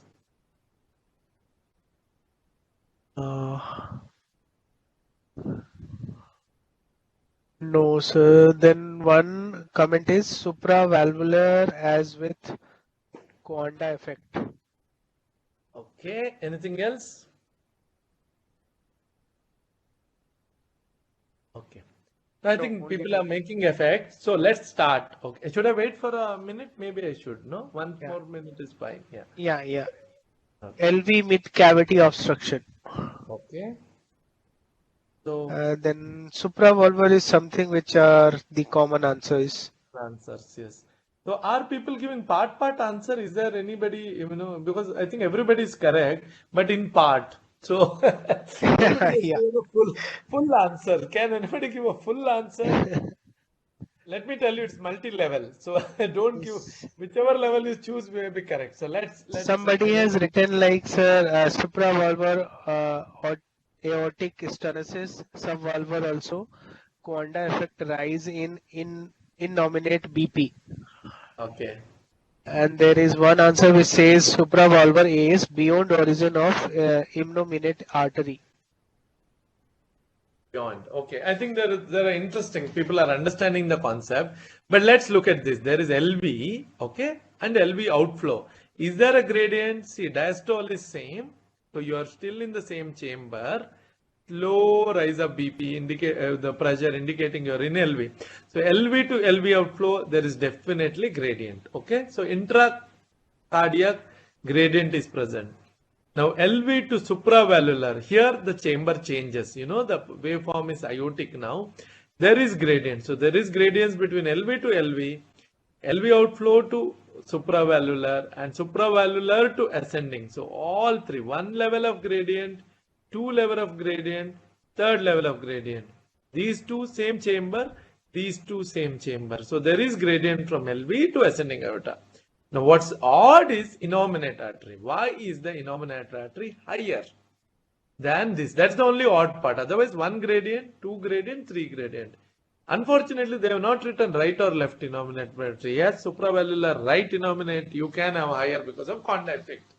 Slightly higher, yeah. But they have not written right or left, so we don't know which innominate. Yes, it's only innominate. Yes, so it's going to be right. So right having bigger could be a possibility of supravalvular. Yes, it is definitely possible. Also, as you go to peripheral artery, you could have. Coanda effect is a beautiful answer actually. As you go peripheral, you could have peripheral augmentation, and that could be producing a higher blood pressure in that artery. So anytime you go to peripheral artery, that is possible. So I hope you understand, from LV to LVOTO there is gradient, same chamber gradient, different chamber gradient, same chamber gradient. Now we have to answer only this part, and that could be because of supravalvular AS or could be peripheral augmentation. Okay, so there is gradient at valvular, supravalvular, and subvalvular level. Okay, so I hope everybody has got it. Now let's go to question number 7. Yes.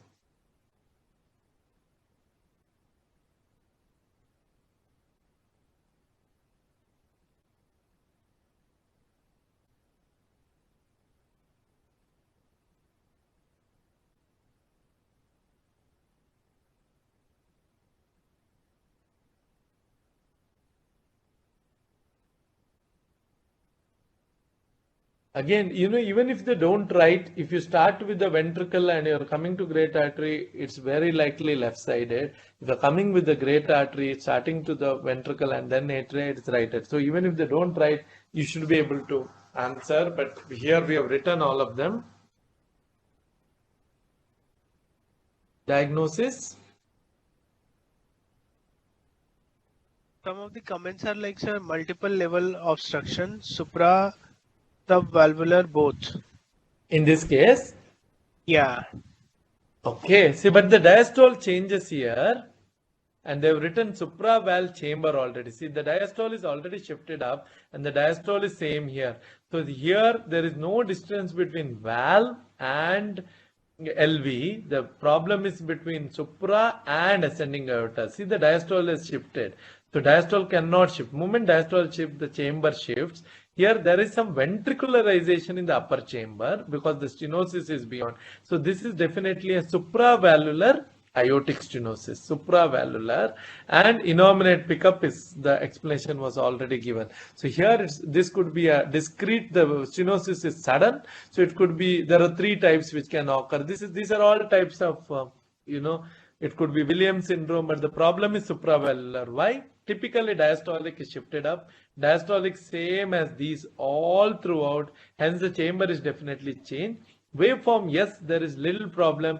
That happens if the stenosis is extremely severe, then it will start showing some changes of ventricularization. Okay, but here also, it's most of this one, the diastole here and diastole in aorta is almost exactly same. The systolic, there is a huge gradient. So this is supravalvular AS. So the next one, these two are, this is not the same patient as previous. The figure number A and figure number B are same patient. This is obviously LV and aorta. The question is, why is the difference in gradient? Nothing has been done. No BMV is done. Why is the gradient different?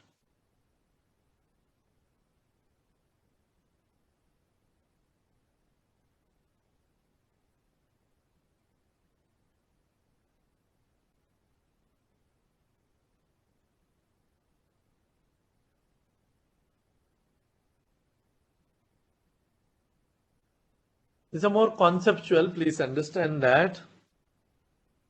Any answers?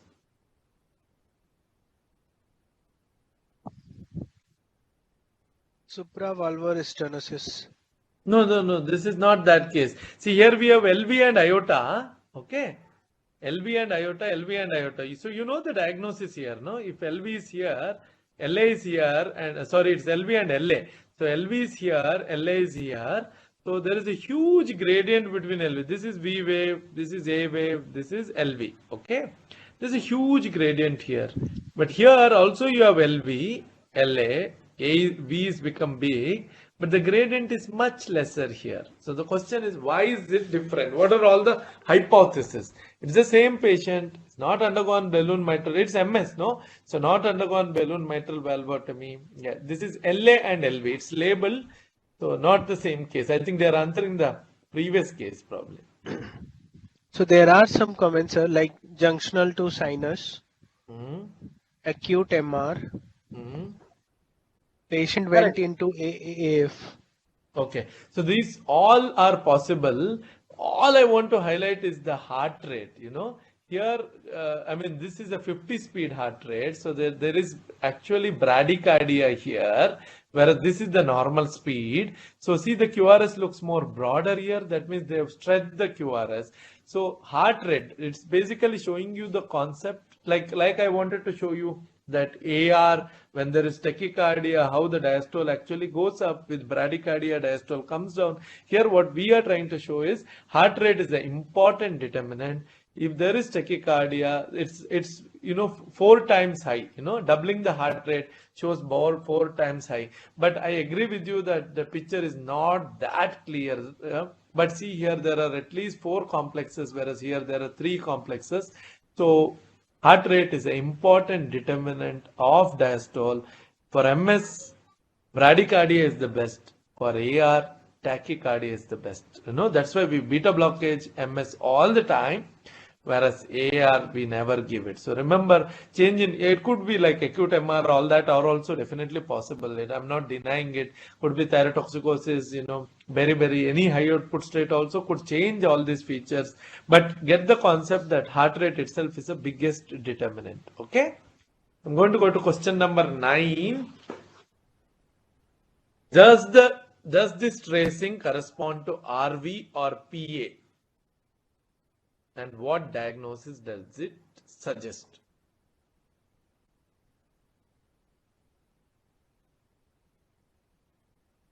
Just to understand,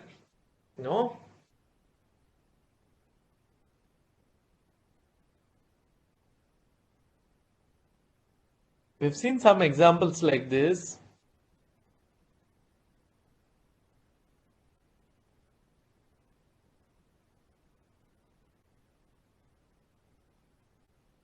Believe me, your exam will be easier than this.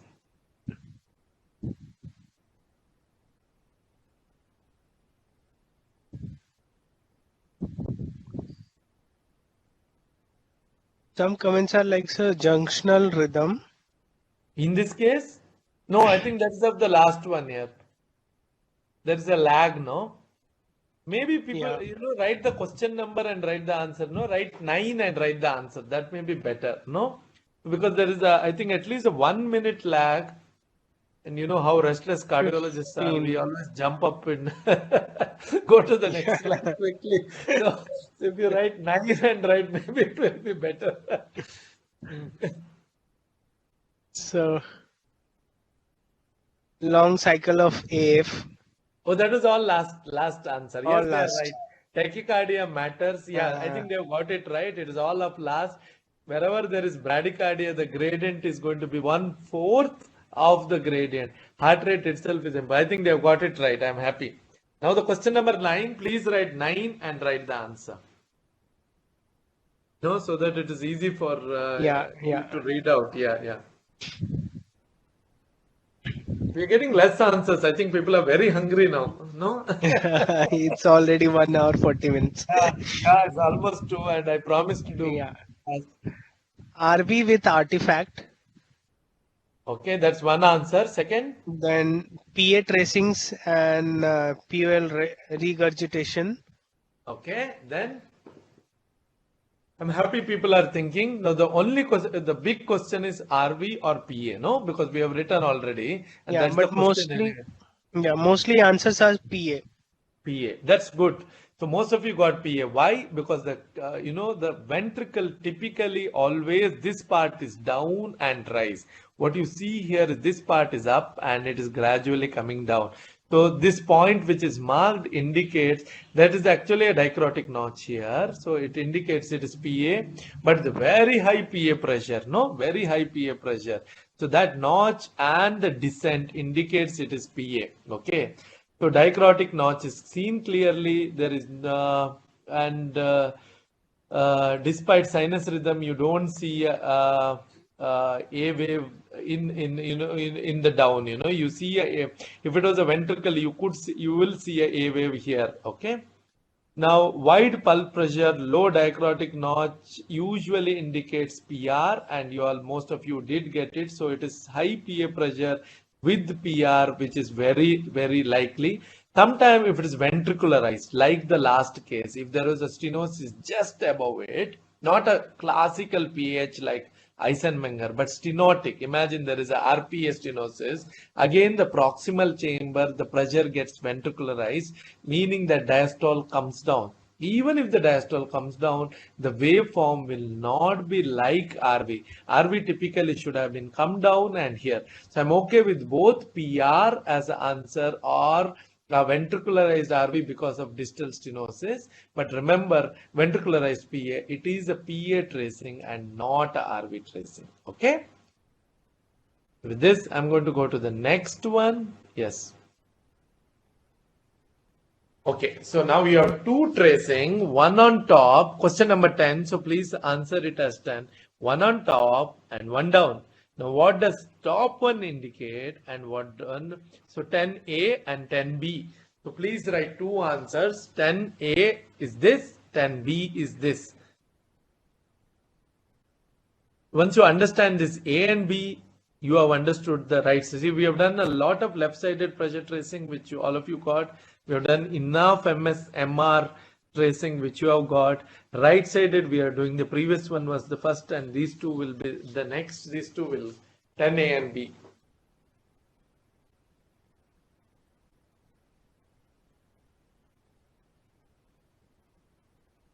Anybody wrote Rohit? Not yet, sir. Okay, so we'll give a minute, no? Yeah.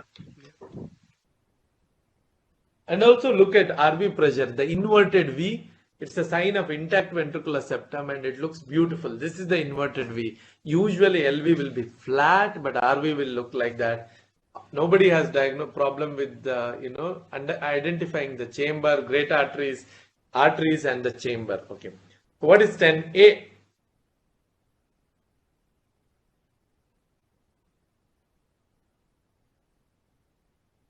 A is RVOT obstruction and B is valvular PS. Yes, that's the answer everywhere, or most of them give that? Some of the common answers. Yes. I think it's correct. Waiting. So A is, see, there is MPA, RVOT, and look at but I want you to concentrate diastole. Diastole indicates chamber. See, this diastole is same. Gradient is between RVOT and RV. So it's RVOT stenosis. I know we have labeled it, but it's important for you to understand. Anytime you see no gradient here, but chamber changes. So MPA to RV, no gradient. RV to PA, there is gradient. Sometimes you have sequential gradient. Whereas here, if you see MPA, it becomes RV here, MPA to RV. So this is a valvular PS and this is infundibular or subvalvular. Okay.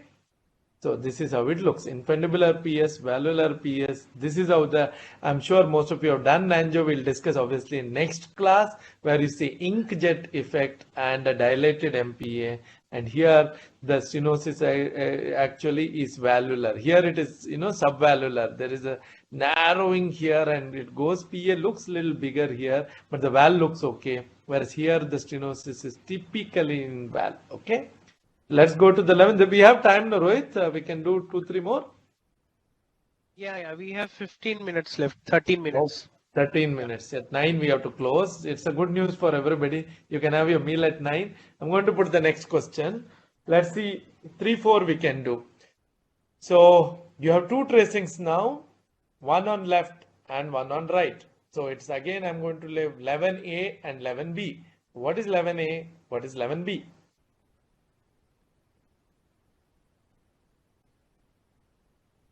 This should be quick and easy. We did discuss this,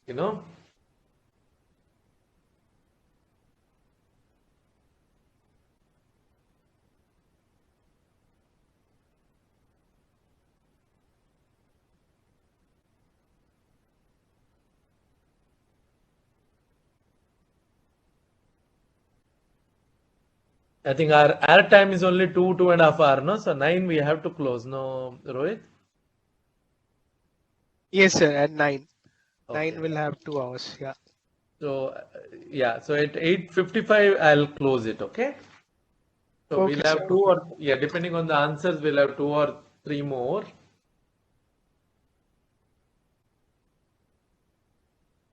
So 11A is CP and B is RCM. Very good.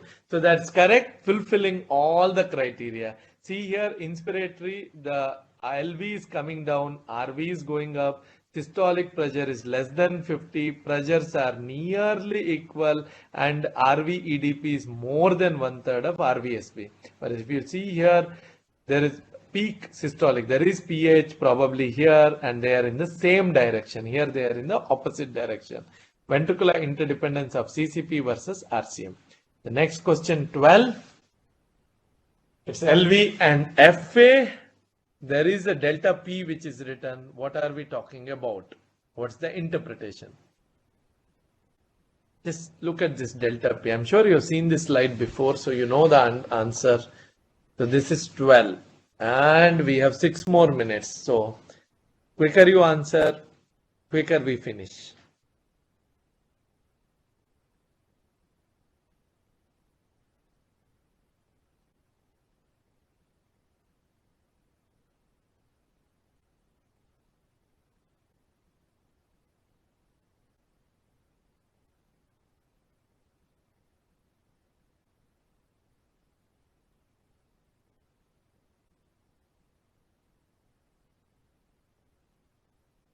Anybody?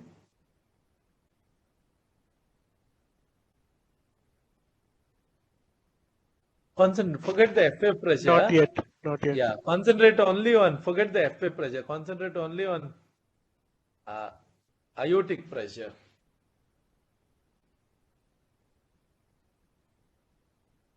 So FA pressure, which was here, actually goes up.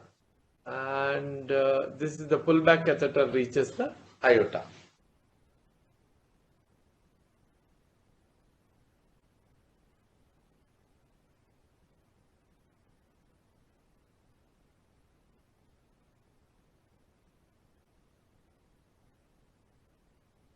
Carabello sign. Very good. So you got it right. So the AS was so severe that the catheter itself increased the stenosis, decreasing femoral artery pressure. As soon as the catheter comes up, it is gone. So first is AS and then is Carabello sign. It occurs only in severe AS, not otherwise. So it's called Carabello sign. So most of you are very good at it. So let's see this. Now what do you find here? Question number 13. So it's marked as LV and marked as capillary wedge, pulmonary PA wedge or capillary wedge. What wave do you see? What does the pressure tracing show? 13. There's no AB. I think after that we could do one more. No, after 13 we'll do the 14th and stop.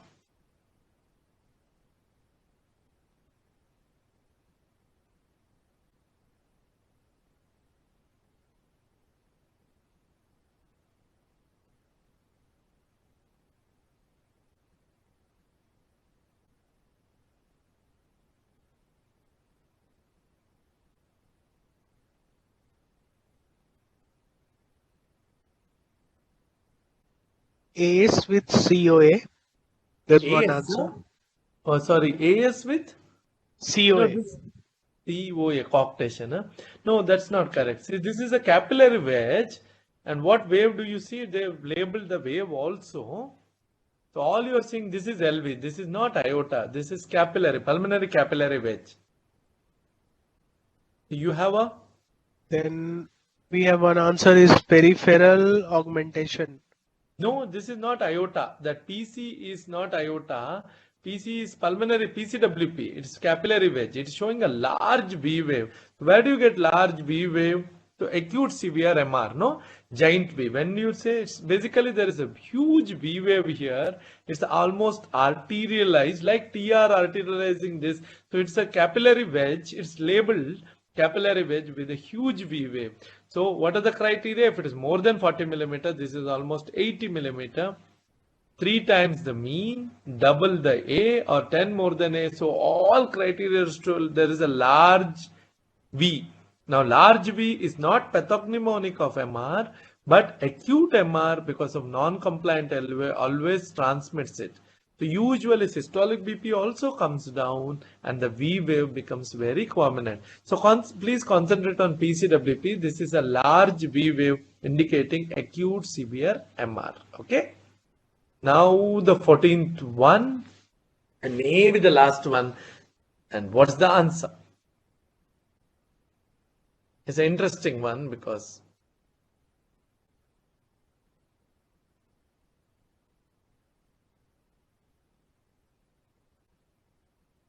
we'll stop at this. This is the last one. What do you see and what is the answer?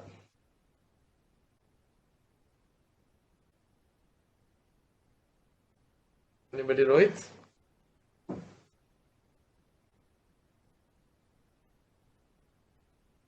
I could see some severe MR as comment. And oh, that was the MR. last one. Correct. Last one. Number 13 was severe MR. I think you have got it right. So the question is 14th and the last question. Yes. It's like, those school children we may have, because of the delay, we may have to ask them to write the question number. Yeah. The last question number 15, 20 seconds. We'll just wait. Yeah, we'll wait. It's anyway the last, we'll stop at that. Otherwise, it might get cut, no? Broken bro phenomenon. Very good, yes. So this was, somebody asked me this question. So you look at the ECG, sinus, one ectopy, followed by a pause, and then sinus. What do you see? There is LV, there is iota, aortic waveform. It could be iota or it could be peripheral artery, slightly delayed but jerky. In ectopic, LV pressure comes down, but post-ectopic, LV goes up. Now, this is not surprising. All post-ectopic, whether it's AS or no, LV will go up. But what is surprising is with LV going up, the iota actually comes down, increasing the gradient. Hence, this is dynamic stenosis or broken barrow brown wall phenomena. Okay. If it was AS, along with this going up, iota also would have gone down, and the shaded area, which is the gradient, would have remained same. So ectopic increasing gradient, ectopic decreasing aortic pressure is characteristic of broken barrow. Ectopic increasing LV is common to all. Okay. With this, I think we'll stop. And before I close, I want to thank Dr. Rocky for making all this presentation and putting a lot of effort, and thank G for inviting everybody. We do have one more class left. That's about angios, and we're going to discuss angio again. So it's going to be theory a little bit and lots of examples. And that's the third part. So we started with the number, we started with the graph, and now it's going to be CAT. I do want to do it next week because I think by 27, most of you do have an exam. Next, maybe 14. If there is any changes, we'll obviously WhatsApp you. Otherwise, if everything is fine, we're going to do next Friday, same time, 7 to 9. Or maybe, preferably 7 to 8, but we could go till 9. Yeah. Yes, Rohit. Yes, so maybe if you allow, we can do it on Saturday or Sunday.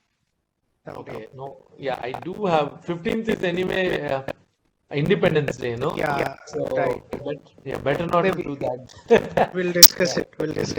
Okay, anyway, we'll put it in the groups, no? Yeah, sure. Okay.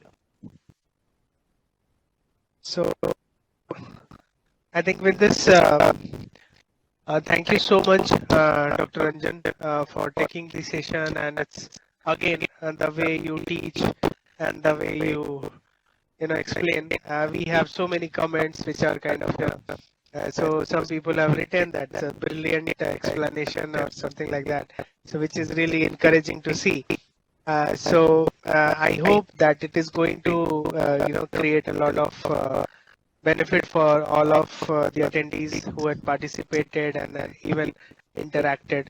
So thank you all of you who has shown the interest and interaction here.